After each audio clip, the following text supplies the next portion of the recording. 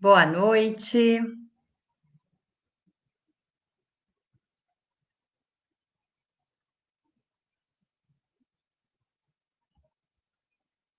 É com você. Boa noite. Eu nunca sei quando isso começa, gente. Bem-vindos e bem-vindas todos. Hoje a gente vai debater no Fórum Sindical educação, não só na pandemia, mas no pós-pandemia, né? Porque, pelo visto, tem muitas novidades por aí. A gente vai debater um pouquinho o caos que está esse país sem Ministério da Educação, sem Ministério da Saúde, sem Ministério da Cultura, uma desgraceira total. E como convidados, hoje, eu e o Rudá Hit temos o prazer de ter aqui. Oi, Rudá, boa noite, tudo Boa bem? noite. Boa Nós noite. temos o prazer de ter aqui conosco duas mulheres de luta, duas professoras incríveis que dedicam a sua vida, né? Uma há mais tempo, a outra um pouco mais jovem, há menos tempo, mas a vida inteira à educação. E a gente também tem um querido, né? Um arte educador. Ele vem aqui falar do lugar do estudante, mas ele também trabalha com arte educação. Então, quem está aqui com a gente hoje é a Bebel. Cadê a Bebel? Aqui. Oi, Bebel, boa noite. A Tudo gente te apresenta um pouquinho, porque você tem um currículo gigante, né, Bebel? Mas a Bebel, assim, ela está agora deputada estadual de São Paulo, né, e presidente da PUESP. Antes de começar esse programa, a gente estava discutindo como é que a Bebel consegue isso, né? Quando ela comanda a maior, o maior sindicato, eu acho que do país, porque é a maior rede, né, que é a POS, e tem o quê? Hoje, uns 165 mil filiados por aí, né, Bebel? 86. 186 mil. É um negócio imenso, imenso. E olha o tamanho da rede de São Paulo, olha o tamanho do estado de São Paulo. E a gente tem também no nosso programa a querida Bia. Cadê a Bia? Oi, Bia. Nossa Olá, boa outra noite. professora, boa noite, do Sindiúti, também o maior sindicato de Minas Gerais, aquele estado com mais de 800 municípios. E o Sindiúti tem uma coisa fantástica, que ele junta a rede, né, de municípios e também do estado, que aqui em São Paulo a gente infelizmente não conseguiu, né? Então, como luta, isso é muito importante. A Bia, além de. Agora ela é base do Sindiúti, mas ela foi presidente da CUT Minas, ela foi presidente do Sindiúti, e depois vocês falam todas as coisas que vocês fazem, porque é muita coisa mesmo. E a gente também tem o Lucas. Cadê o Lucas Afonso? Opa, tô na Lucas! área. Boa Ei, noite. boa noite, Lucas. O Lucas Afonso já esteve por aqui, o Lucas é um arte educador, ele faz. Musicoterapia, não é isso, Lucas? Faz musicoterapia. Exatamente. Vocês vão adorar o Lucas, ele é autor de livros de poemas, a Bia é professora alfabetizadora, então ela vai curtir, ele tem poemas maravilhosos, tem uma produção incrível, e a gente vai conversar sobre todas essas questões aqui, tá bom? Então, Bebel, se apresente, fale um oi para a turma, tem gente aqui assistindo a gente. Olha, moçada, vai colocando no chat, eu vou acompanhando aqui as questões que vocês têm, a gente faz. Tem uma questão, Bebel, já preparada, porque um estudante da Univesp está passando por umas dificuldades, está te trazendo aí uma questão, a gente deixa preparado para uma dada hora que for jogo e já bota, ele gravou um vídeo, tá? E a gente vai postar. Com você, Bebel. Bom, primeiro, boa noite, né? É uma satisfação muito grande estar neste fórum sindical. Maria Flor e agora a Conceição, sei lá. Maria Flor, eu gosto. Eu gosto da Conceição também. Ela foi me entrevistar lá onde eu morava para descobrir, e ela botou na cabeça que o cara era um policial, né? Estava infiltrado e estava mesmo, né? Uma foto linda que tiraram e descobriu, ela foi lá me entrevistar. Eu quero dizer que é uma sensação muito boa estar aqui com ela, estar com o Rudá, estar com o Lucas Afonso, e, claro, com a minha colega, né, de sindicalismo, né, educacional, né, Bia? Mas a gente acaba fazendo de tudo, que é a Bia, né? Eu não consigo chamar de Beatriz aqui, eu chamo de Bia, de Minas, né? E que, com certeza, tem uma trajetória também de luta. Aliás, dizem que tem 3B na CNTE, tinha, né? Era eu, ela e a Bia de Goiás, né? E que essas 3B não eram fáceis. Então, eu fico feliz, né? Porque são demonstrações aí, né? Que a gente tem de formas de atuação, mas a gente também nunca decepcionou ninguém nas nossas atuações, né, Bia?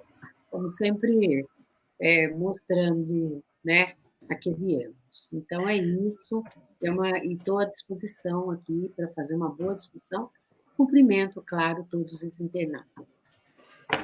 Bia, dá seu boa noite.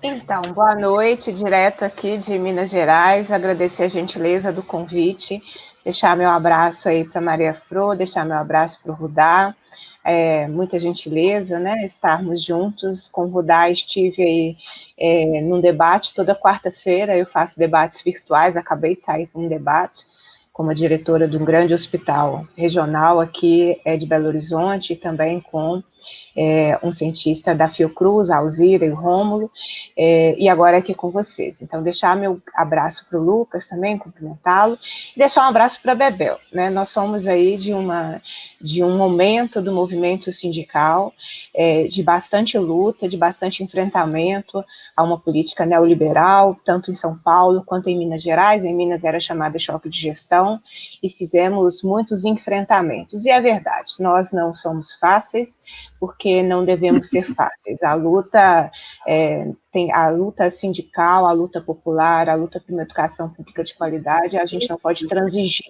E sinto muito orgulho dessa trajetória, né? Nesse momento estou como deputada estadual e presido a Comissão de Educação, Ciência e Tecnologia da Assembleia Legislativa de Minas Gerais, no segundo ano, né, desse meu primeiro mandato. Eu e o Bebel somos aí parceiros de primeiro mandato, né, da atuação parlamentar em assembleias legislativas. O ano passado eu participei de uma CPI que apurou o crime da Vale em Brumadinho, foram 6 meses de comissão parlamentar de inquérito, e esse ano nós iniciamos um processo de um fórum técnico aqui no estado para a construção de um plano estadual de ciência, pesquisa e tecnologia, que nesse momento está interrompido em função da pandemia. Um pouquinho aí da nossa trajetória de atuação nesse momento no Parlamento Mineiro. Oi, Lucas, boa noite. Dá seu alô para a turma.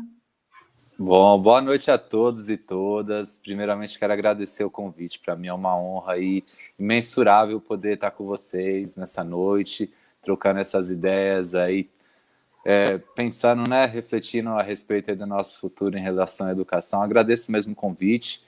Eu vou me apresentar aqui rapidamente. Meu nome é Lucas Afonso, eu sou de São Miguel Paulista, zona leste de São Paulo. Como a Fro falou, além de fazer o meu trabalho enquanto MC, eu faço um trabalho de arte e educação, com olhar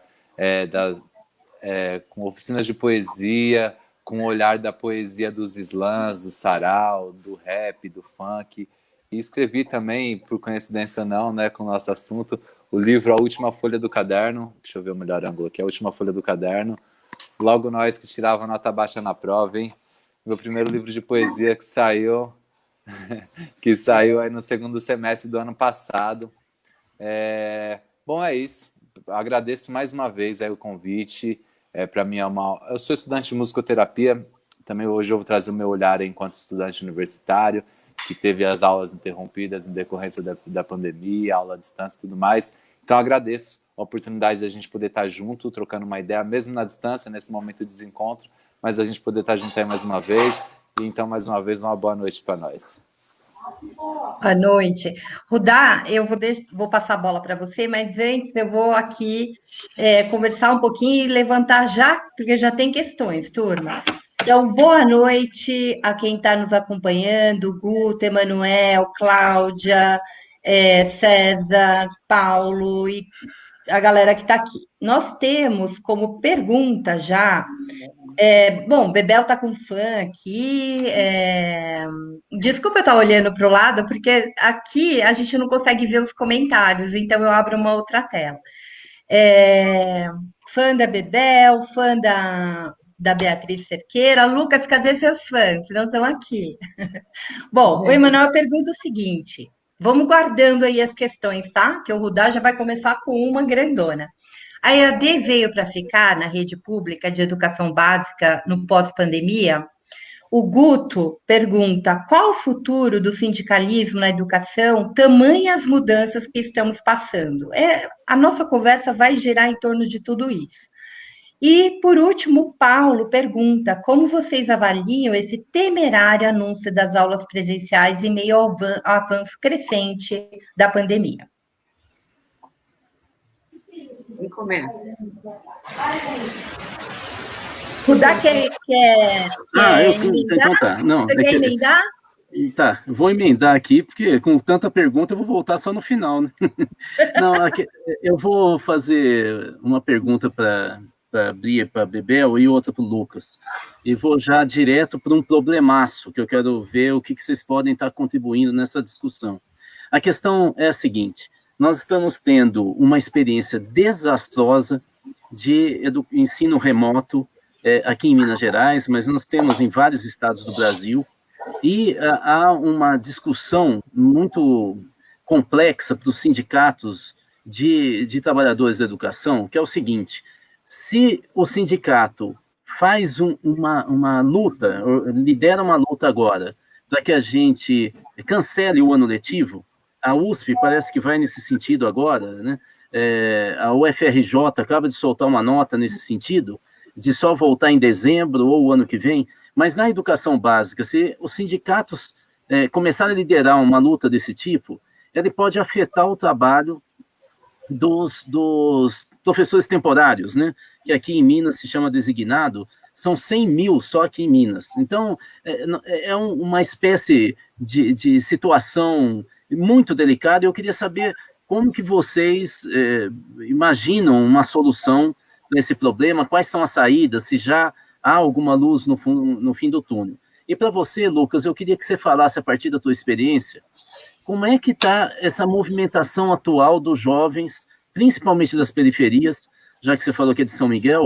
Eu conheço muito a Zona Leste, né? Não sou corintiano à toa, e eu queria que você falasse, porque a gente está vendo, a gente viu um percurso, por exemplo, de secundaristas de São Paulo ocupando as escolas estaduais. Depois, agora, recentemente, a gente está vendo gente como a Anitta, o Felipe Neto, vindo a público e discutindo política.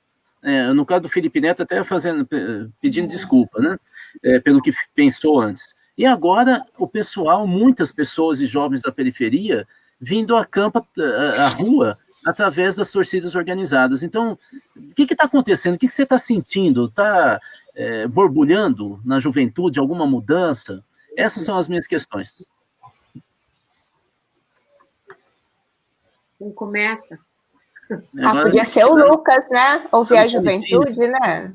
Já que está mais fresquinha a pergunta, né? Eu posso começar. Bom, é o seguinte. Bom, boa noite, Rudá. Agradecer a pergunta. Eu sinto que esse momento de pandemia, de distanciamento social e de todas as questões que vêm junto, nos faz refletir a respeito de muita coisa. Eu sinto que é um momento muito provocador, sobretudo, assim, para todos, né? Mas para a juventude em especial, assim, de pensar o nosso futuro, né? Um futuro no presente num futuro mais próximo e um futuro mais distante, assim, e a gente começar a pensar coisas. Eu tenho percebido que, de alguma forma, essa situação ruim, negativa, tem servido como um estopim, um estímulo para se pensar coisas, não são nem coisas novas, mas coisas coletivas, sabe? Eu sinto que a gente tem muita potencialidade quando a gente passa a se enxergar como comunidade, como família e eu sinto que esse momento, esse contexto, essa conjuntura tem nos forçado a olhar novamente para esse lado, sabe, de pensar coletivo, pensar o fazer na base do mutirão. Na Zona Leste, posso citar inúmeras iniciativas assim, que são protagonizadas pela juventude de Quebrada, que se organizam coletivamente, artisticamente, sabe, são fazedores de rap, de poesia falada, de funk, enfim, de grafite em inúmeras linguagens, que, para além do fazer artístico, o fazer cultural, pensam, assim, para além do fazer a arte, igual, sabe, eu faço poesia, eu faço parte de um coletivo que organiza batalhas de poesia, para além disso, da poesia, do acontecimento em si, o que a gente pode fazer quando a gente se junta coletivamente, todas as potencialidades que a gente passa a ter quando a gente deixa de estar sozinho, quando a gente se fortalece em grupo, em bando. E aí, eu quero até citar aqui o Movimento Cultural Gemelino Matarazzo, tem uma ocupação cultural no coração do bairro que pode ser olhar de fora assim, com um olhar muito superficial, muito raso, tipo, uma molecada que faz um som, que faz uma poesia, que faz arte, um bando de artistas, mas pode se olhar também com outros olhos de formação de comunidade mesmo, a junção da juventude, a juventude em suas várias linguagens, os artistas, os produtores culturais, enfim, se juntando e pensando coisas. E nesse momento de pandemia, é um momento tão duro para a margem da cidade, é um momento tão difícil de trabalho, de se sustentar, de sobreviver. A gente tem visto vários exemplos, assim como eu citei do Movimento Cultural de Hermelino Matarazzo, que está tirando leite de pedra, né? Que está conseguindo, mesmo assim, com todas as dificuldades, com toda a correnteza que vem contra, conseguindo fazer ações que vão para além da arte, do fazer artístico, que é, por exemplo, distribuir cesta básica pela Quebrada, distribuir kits de higienização. Então, assim, para não me alongar demais na minha resposta, eu sinto que é um momento que desperta, assim, escancara muitas coisas, né? Eu acho que, sobretudo, escancara como é impossível de aceitar tamanha desigualdade social como a que a gente tem aqui no nosso país. Num momento desse que é delicado, que a gente vê que não é todo mundo mesmo que pode ficar em casa, não é todo mundo que consegue ficar dentro de casa, não é toda a casa que comporta a família inteira, enfim.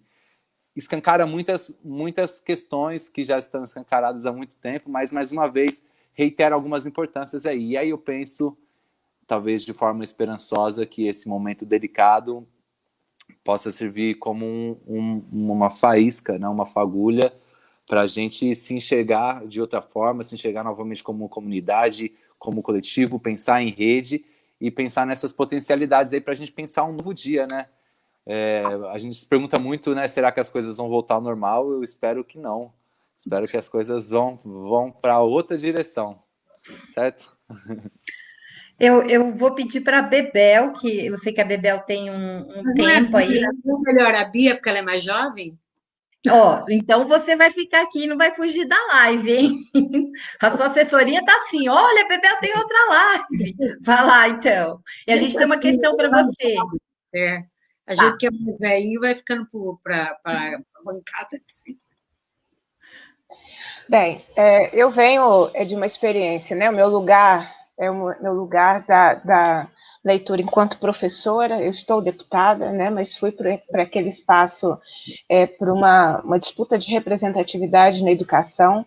Então, eu vou falar desse lugar, né, e desse acompanhamento que eu tenho feito do processo, tanto no enfrentamento à pandemia, quanto da situação dos profissionais em educação. Amei ouvir o Lucas, porque é uma fala motivadora, né, uma fala de esperança em meio a tanto desencanto. Eu acho que os gestores públicos, em geral, erraram muito. Primeiro, no enfrentamento a essa pandemia, né? Eu não vou entrar no conteúdo, porque demoraria mais e não é o assunto da nossa live. Mas erraram, não estabeleceram um processo transparente de diálogo com o povo, muitos sinais trocados, um presidente que sai sem máscara, um presidente que não se importa com as mortes, você não tem políticas de assistência, você não tem uma discussão consolidada de uma renda mínima no Brasil, que é essencial nesse momento. Então, o povo teve que se virar, né, num processo de mortes sem o direito ao luto, né, porque é isso que o coronavírus representa quando chega a cada casa, a cada família. Bom, nisso tudo, os gestores, na educação perderam uma chance enorme de potencializar como a educação poderia atuar no meio dessa pandemia. Não é com um retorno à normalidade, não era com esse processo imposto autoritário de retornar de qualquer jeito, com qualquer coisa, porque é preciso ter algo. Foi assim em Minas Gerais, né? A situação só não foi pior porque o Sindiúti conquistou um mandato de segurança que impede o governo de fazer a convocação presencial dos profissionais de educação. Nesse caso, essa decisão significou salvar vidas, porque eu percebi, Rudá, agora olhando nessa trajetória toda, que possivelmente o que nós enfrentamos foi uma competição de qual era o gestor público que ia voltar mais rápido com a educação presencial, para demonstrar a habilidade, a competência do retorno à normalidade, que é um pouco a ansiedade que a população passou a ter, talvez depois de um mês dessa pandemia, depois dos primeiros 20 dias do debate sobre isolamento. Então, teve uma ideia falsa de que retornar de alguma forma à normalidade pudesse ser uma resposta. E nesse processo, impuseram a profissionais da educação uma situação completamente absurda de teletrabalho, sem condições, sem um diagnóstico das possibilidades desse trabalho. Aqui em Minas Gerais, o salário é parcelado, e é com o salário parcelado que o professor teve que se equipar de um dia para o outro para conseguir responder a essas demandas do que é chamado aqui em Minas de ensino não presencial, né? O nome dado aqui para as pessoas que estão nos acompanhando é um modelo híbrido, meio que aulas na TV, que não chega a 1/3 dos municípios, um aplicativo e apostilas, com muitos erros de concepção, com erros de ortografia, com um processo absurdo de erros, onde a escola não é um lugar, que é o Estado que fornece conteúdo com erro. Então, os profissionais hoje estão com uma grande sobrecarga de trabalho, uma jornada além daquela de trabalho imposta, e eu prevejo aí um grande adoecimento da nossa categoria, os alunos e as famílias muito tensionados a dar conta daquilo que eles não estavam preparados. Então, eu recebo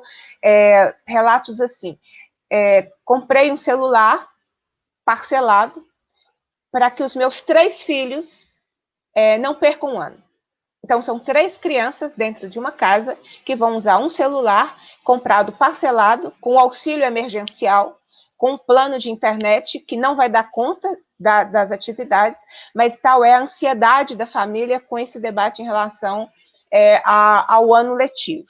Então, assim, isso é um pouco do que nós estamos vivendo no Estado. A educação básica sempre convive com esse choque de gestores impondo práticas sem perguntar, sem ouvir, sem ter diagnóstico, e que é o que nós estamos enfrentando no Estado. O que eu temo, e eu acho que é um pouco essa característica, é que esse processo do ensino não presencial, pelo menos é a característica de Minas, tem significado uma transferência da responsabilidade da educação básica, que é do Estado, e da essencialidade da escola e da professora. Isso tem sido transferido para os pais.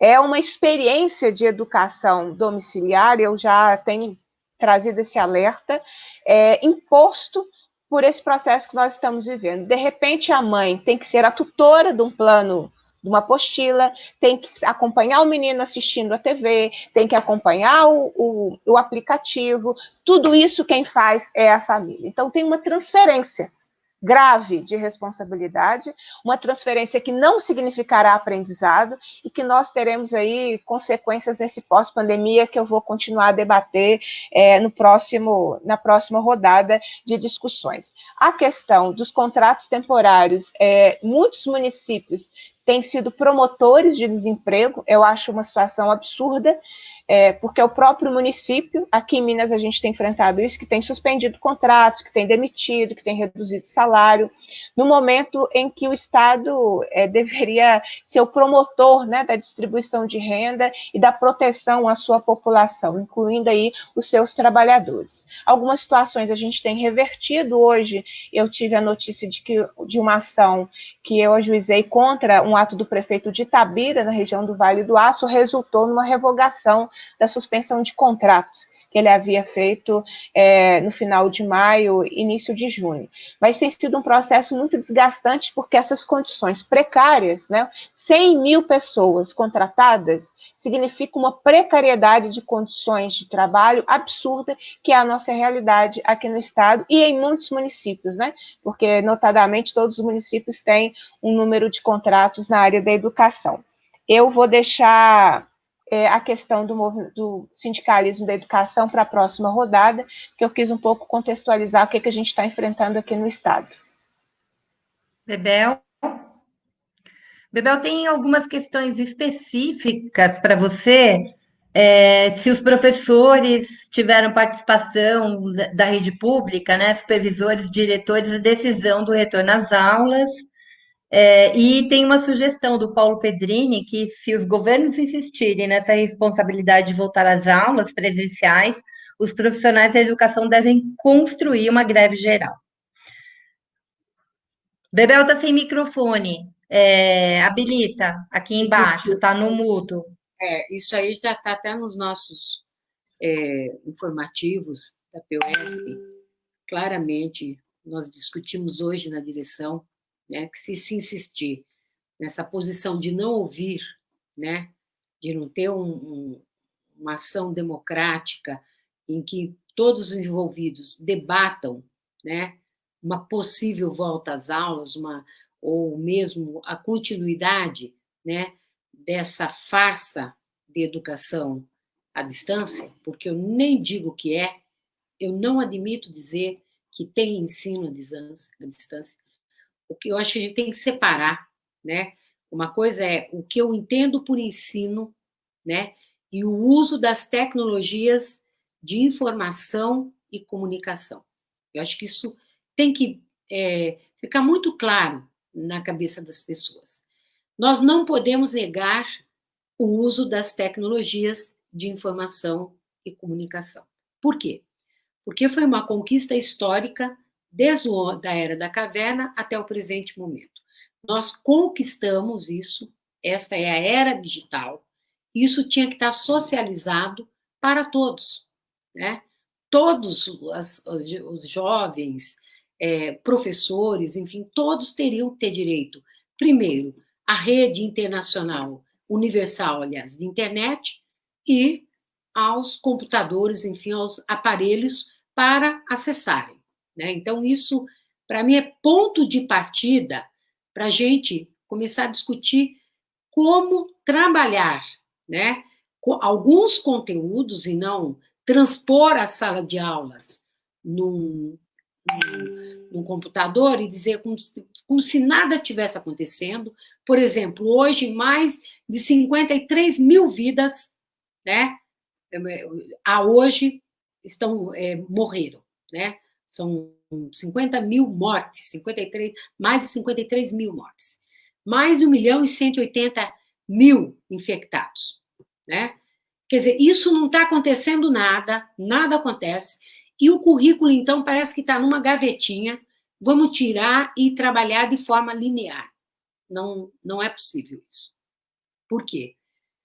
As mesmas famílias, né, as mesmas crianças que estão, elas também estão ouvindo falar disso. Isso não se não é normal, né, a sala de aula para ela, também não é normal o ambiente e o contexto.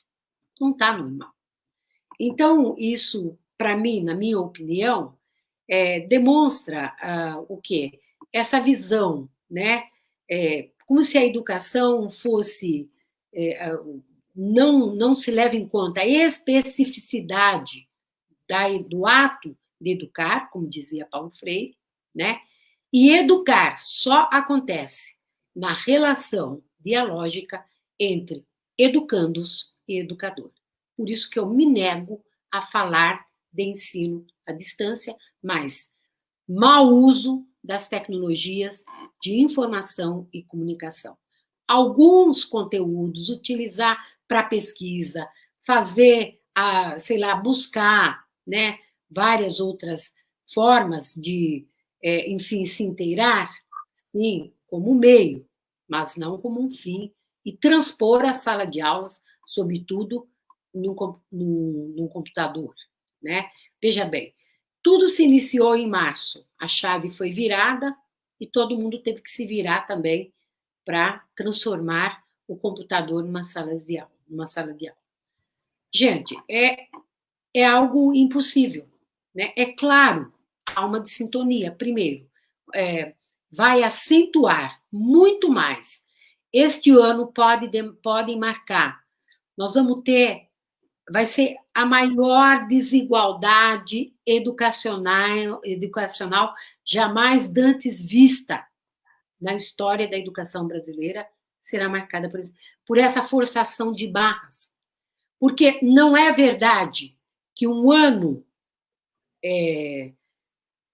letivo é igual, né, um ano do calendário oficial, como quer fazer. Ou seja, um ano burocrático versus um ano pedagógico. Não. Eu acho que o ano pedagógico, o professor é capaz, e muito capaz, né, de trabalhar conteúdos 2020 com 2021. Senão, a discussão que nós fizemos ao longo dessa década, das últimas décadas, com relação aos ciclos de aprendizagem, foi à toa? Não. É porque a gente sabe, diz Miguel Arroio, que o tempo cronológico é diferente do tempo pedagógico. É totalmente diferente, né? É possível organizar o currículo, é possível organizar o tempo de tal maneira que a gente garanta que o conhecimento chegue até as crianças. Então, é possível você trabalhar. Então, essa ânsia, como disse a Bia, de mostrar, mas eu acho que é pior que isso, Bia. Não é só um mostrar mais, porque não é uma competição. É, na verdade, uma tentativa de vamos aproveitar o momento, a gente joga essas ferramentas, essas plataformas, né? E, ao mesmo tempo, a gente privatiza parte do currículo, né? Porque isso já estava sendo discutido no Conselho Estadual de Educação do Estado de São Paulo. Só que isso, para mim, eu estou muito, como é que eu digo? Estou muito otimista por uma razão. Porque isso, de certa maneira, foi um tiro no pé porque deu errado. Eu estou vendo os meninos dizerem o quê? Eu quero o meu professor chato. Eu não aguento mais isto.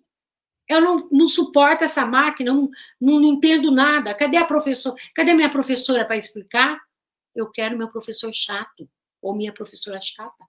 Eu não vou mais responder, Você está entendendo? Então, tem um movimento aí, tem pais dizendo o seguinte: olha, dou mãos à palmatória. O professor sofre mesmo.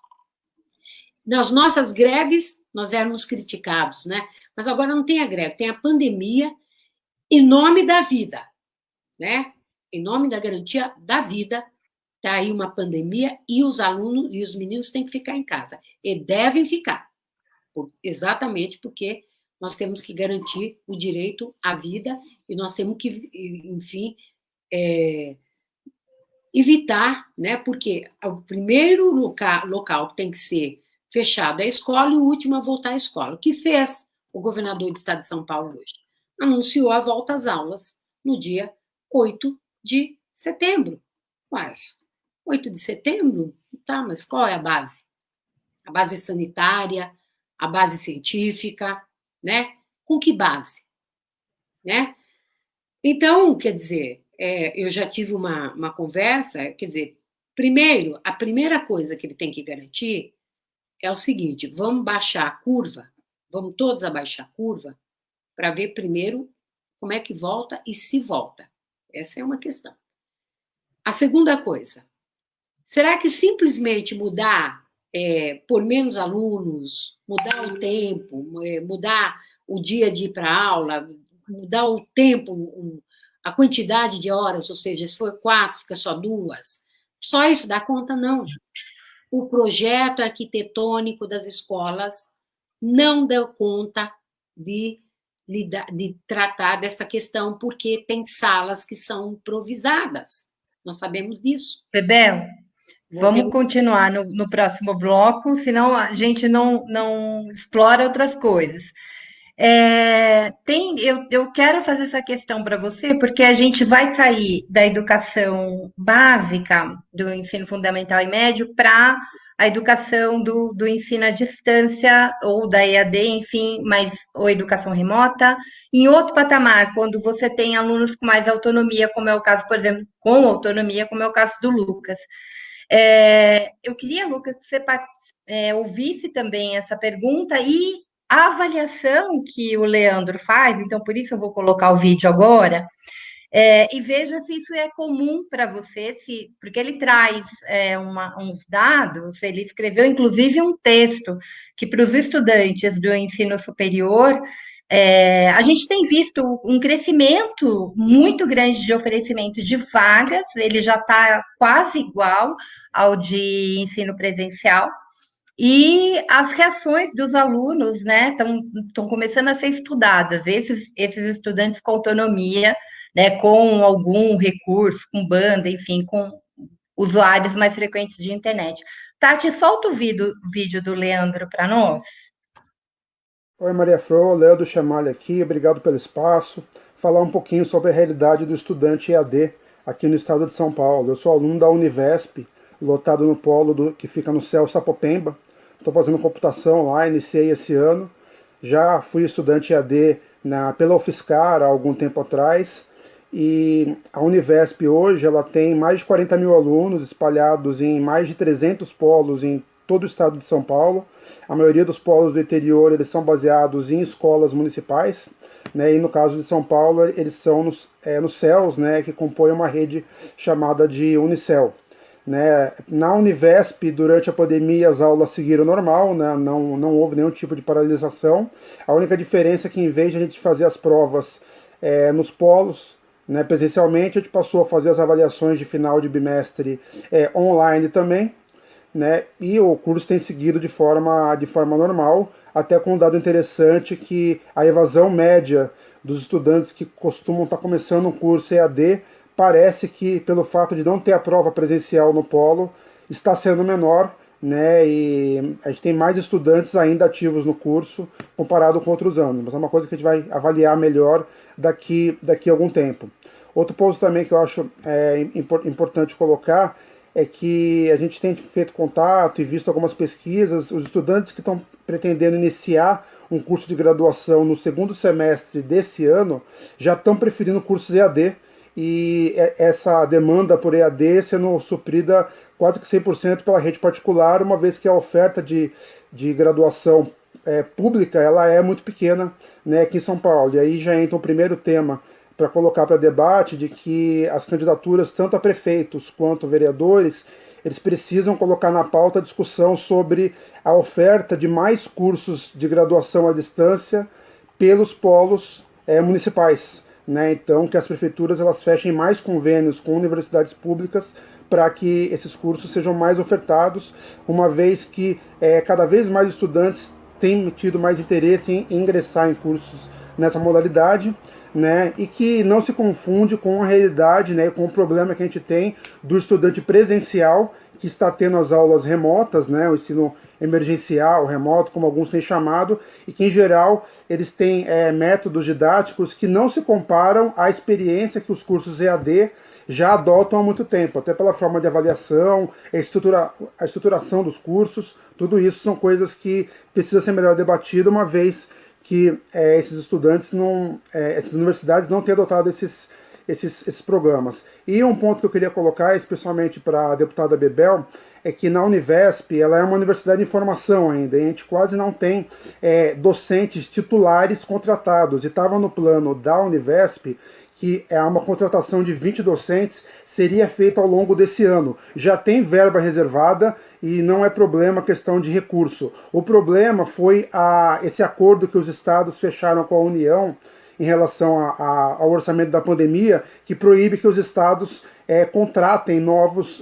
funcionários. E esse problema, para nós, ele é muito sério, porque a Univesp ela não vai poder compor o seu conselho superior enquanto esses professores não forem contratados. Né? E para nós, alunos, um problema gravíssimo, que a gente não tem um conselho para poder debater plano de ensino, recursos de estudantes e esse tipo de coisa, que são estruturas naturais e comuns de todas as universidades públicas. Então, é um tema que a gente não pode deixar de lado, a gente precisa que isso seja debatido tanto na LESP quanto no âmbito do governo estadual, de alguma forma de que os professores, os docentes titulares da Univesp, possam ser contratados logo e não que a gente precise esperar até 2022 para que essa contratação ocorra, tá bom? Obrigado pelo espaço aí, a gente fica à disposição para contribuir e debater um pouco mais sobre educação à distância. Até mais.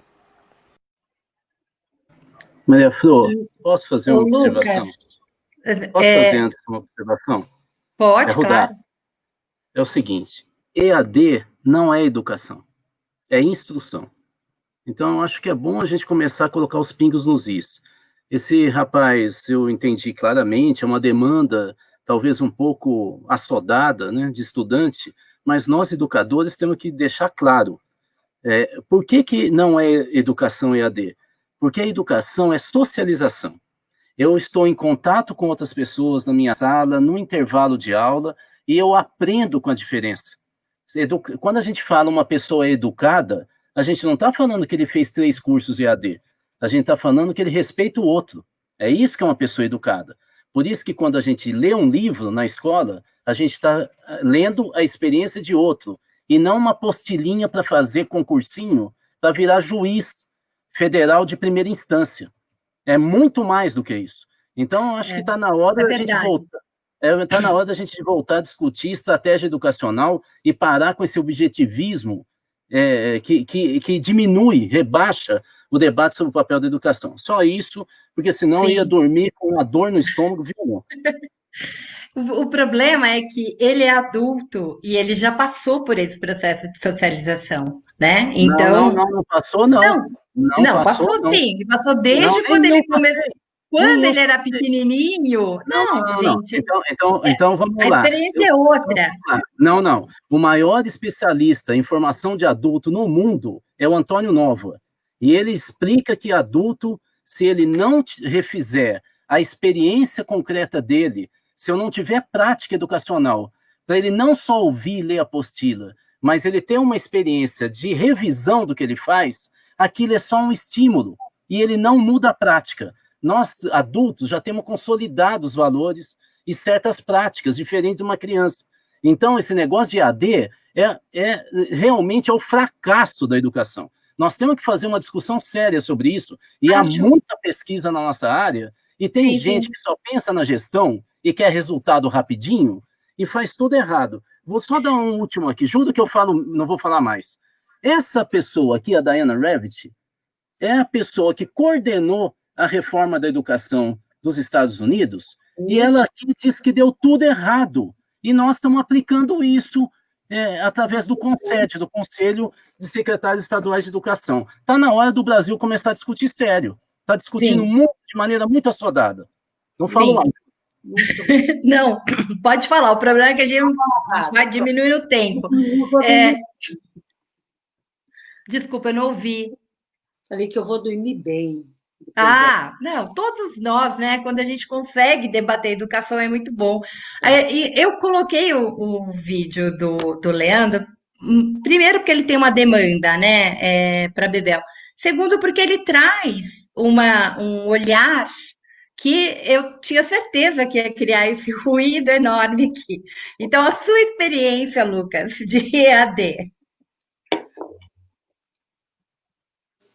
Bom, eu faço parte dos alunos, minha graduação acontece presencialmente, eu curso musicoterapia, é um curso de saúde, então eu não consigo nem imaginar um curso de saúde, por exemplo, acontecendo à distância. Assim.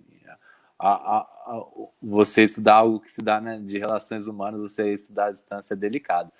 Meu curso acontece, apesar de ter uma matéria por semestre, que sempre é uma matéria de EAD à distância, mas todas as outras são presenciais, e aí a gente já nota a diferença nítida, assim, de como se dá a relação do aluno com o conteúdo nas matérias presenciais e no EAD é nítido e pode, para mim é óbvio, porque eu estou na posição de estudante, mas para muita gente, pelo jeito, não é.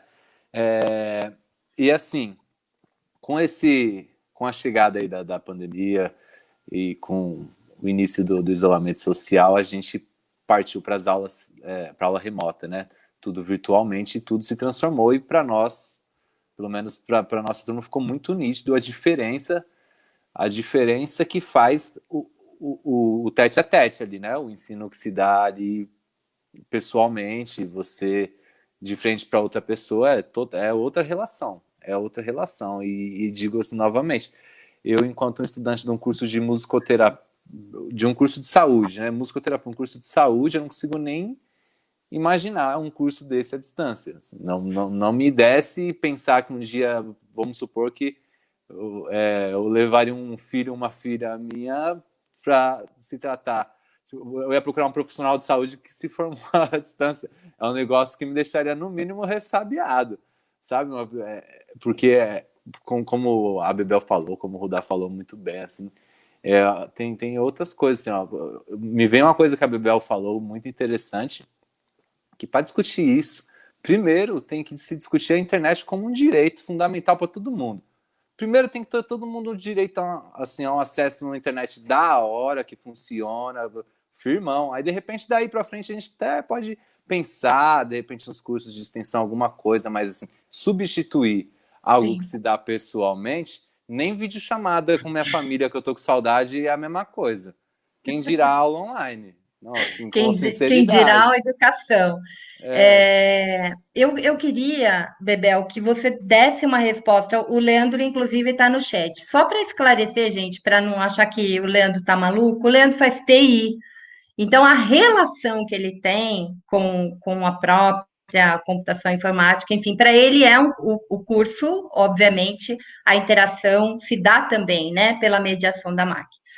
Eu acho que a gente vai ter que abrir vários programas para fazer esse debate seriamente. É uma pena muito grande a gente ter tanta gente boa e não conseguir ter 1 hora e ter que acabar exatamente a 21 horas o programa. Bebel e Bia, eu queria que a gente está com 20h49, então a gente tem 10 minutos, que vocês nesse segundo bloco explorasse esse pós-pandemia, porque tem um caos aí de que vai ter evasão. A gente tem esse 95 com recursos profundamente cortados. Eu estava vendo cenários de orçamento, dá pavor o que vai acontecer. Então, assim, qual é a nossa perspectiva no nosso campo de luta no pós-pandemia, tá? Bom, agora como eu sou velha, né, Bia, eu falo primeiro, tá bom? Hein, Bia? Bia? Pode ir, Bebel, pode ir. Tá bem, tá bem. Concentra, hein? Temos 10 minutos. Tá, 10 minutos, vamos lá. Não, 10 minutos para acabar o programa. Bom, 5 minutos você está falando, então. Então, fala assim, porque a gente defende tese assim, lá na PUE. Assim. Então, vamos lá. Eu vou só 3 minutos. No pós-pandemia, você vê que anunciou hoje a forma que o governo do Estado de São Paulo quer fazer para o pós-pandemia. Eu já acho um erro, né? Eu estava dizendo, a primeira coisa que tem que fazer é primeiro abaixar a curva, né? E depois aí discutir. Agora tá, eu não vou tirar o direito, por exemplo, de começar a discutir um protocolo. Eu quero discutir um protocolo, mas um protocolo que não venha discutir amenidades, né? Um protocolo que de fato discuta profundamente, né, a estrutura das escolas públicas do Estado de São Paulo. Eu estava dizendo, são salas de aulas improvisadas, não tem arejamento, não tem condições, tem sala de aula que o pé direito é mais baixo, é quase do meu tamanho. Você vê o tamanho, eu sou baixinha, né? Você entra, você abaixa a cabeça. Então, quer dizer, é algo que não pode ser salutar. E aí, para responder um pouco o que o Leandro colocou, Leandro, é o seguinte, eu acho que, como o Rudá, você, Flor, Você fala, bom, ele está adulto, é uma escolha que ele fez. Quando é uma escolha, é diferente de uma imposição. Ele quer, ele acredita, né? Tá.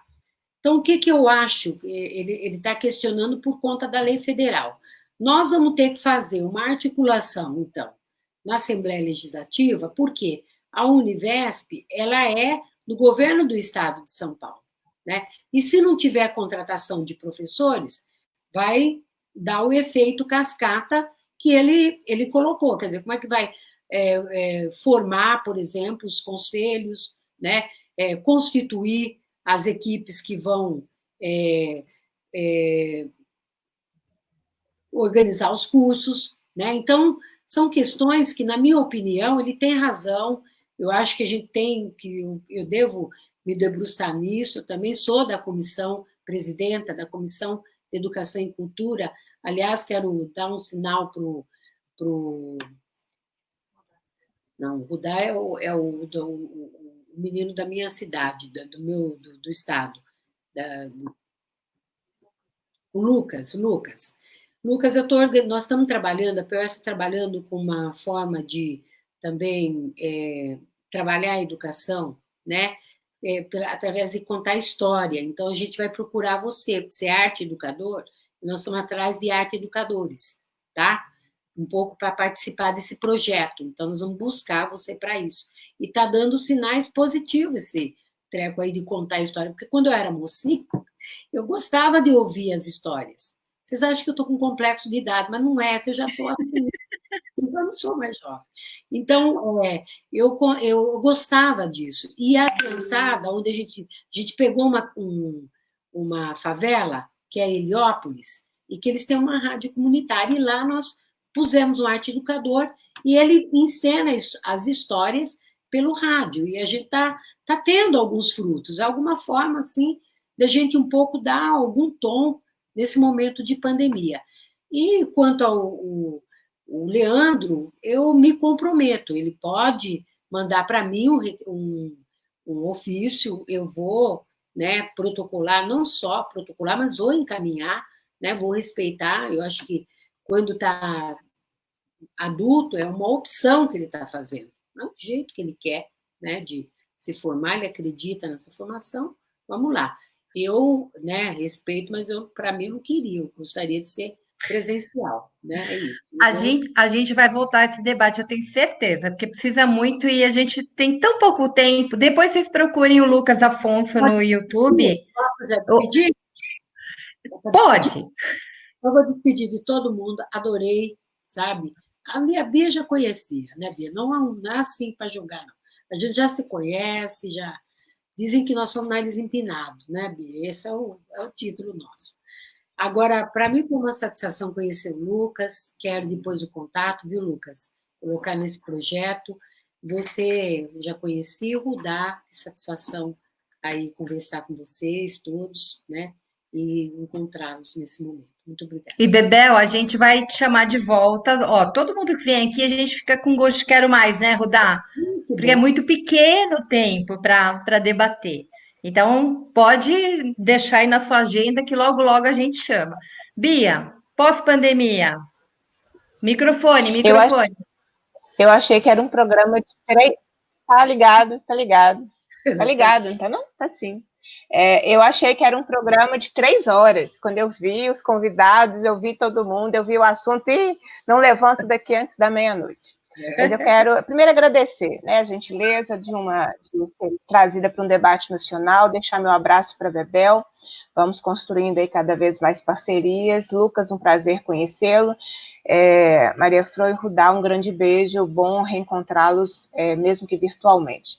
Eu acho que o pós-pandemia está em disputa, e é isso que eu queria destacar.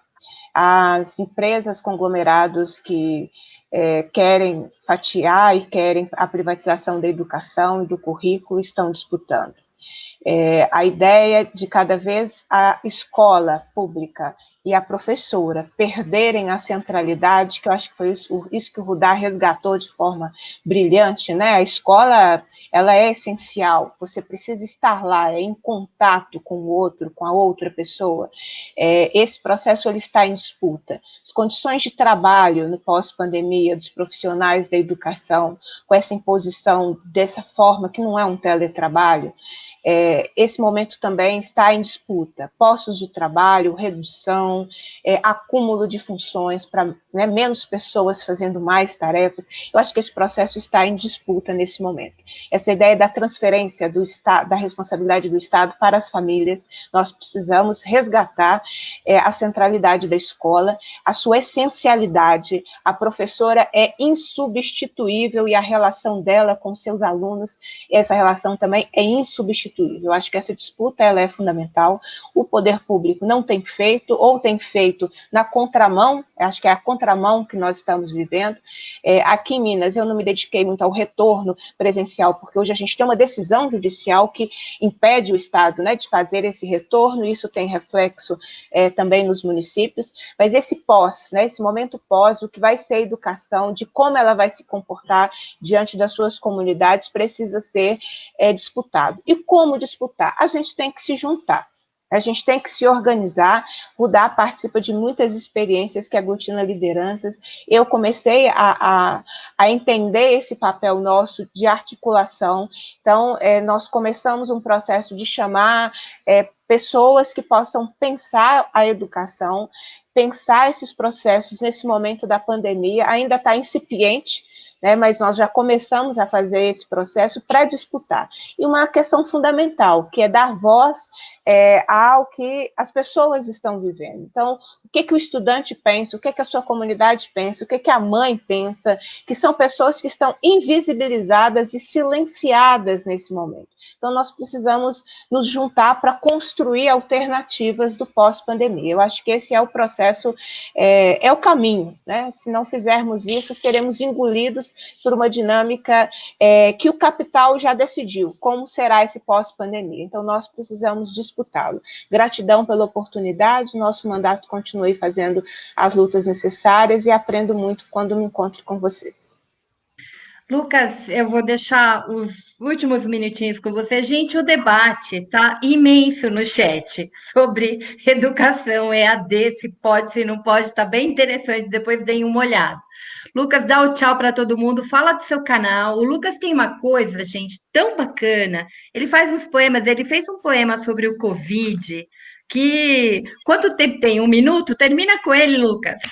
2? Ah, demorou então. Então demorou. Eu tava querendo isso mesmo. Ó, vocês me encontram nas redes sociais, Bebel, Bia, Rudá, Fro, muito obrigado, vocês todos e todas que assistiram, certo? Então, para terminar, a tempo, vou terminar de poesia, vocês me encontram nas redes sociais como Lucas Afonso. Às 9 horas é lançar um novo episódio da série Será que a Vida Vai Voltar ao Normal? Na Mídia Ninja, que foi criada aí junto com o texto que eu fiz. E a poesia é a seguinte, agora, para vocês aqui ao vivo. O Brasil não pode parar. Mas para aí, rapidão. Na humildade, tem 1 minutinho para dar uma atenção? Tem que estar vendo. Na moral, vou perguntar para você. Você está de acordo com isso aí, que é tudo bem nos morrer? Eu tô ligado, companheiro, não dá para parar. Cada um sabe quantas bocas tem para alimentar. Mas veja bem, colocar em risco nossa vida, nosso povo, e a preocupação deles é ser eleito de novo.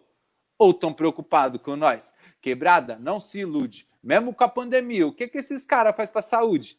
Agora é bonzinho, preocupado com quem não come? Alguém me cita um plano de governo para combate à fome. Para quem vem da margem, sem novidade. Lição para boy saber quem move economia de verdade. Ficar em casa é atitude de covarde, ué. Não era o cara que na eleição corria dos debates? Seu papo de patriota cá pra nós já não cola. No meio de uma pandemia, seu conselho é abrir escola? Que é só uma gripezinha, tudo bem nos falecer? Não respeita nem a família dos que votaram em você. Sem velório, sem despedida, vários sendo enterrado. Imagina a mãe, o pai, o filho ouvindo, é só um resfriado. E já que o papo é Covid, o convite fica a você. Já imaginou seus pais ouvindo que só velho vai morrer? Quem puder, Fica em casa e me desculpa a insistência, mas fake news no WhatsApp, amigo, não é ciência. Uns estão lavando as mãos, põe a mão na consciência, não facilita pro vírus nem pro verme da presidência. Eu tô atento e tenho só observado, carreata para voltar ao trampo, só com carro importado. Na fila do matador alguém gritou, vai dar errado. Mesmo assim tem boi na fila torcendo pro rei do gado. Eu sigo na torcida por nós, pela vida. Vocês não imaginam a saudade que eu tô da minha família. Mas tudo isso vai passar e em breve será só memória. Tanto o vírus quanto o pior presidente da história.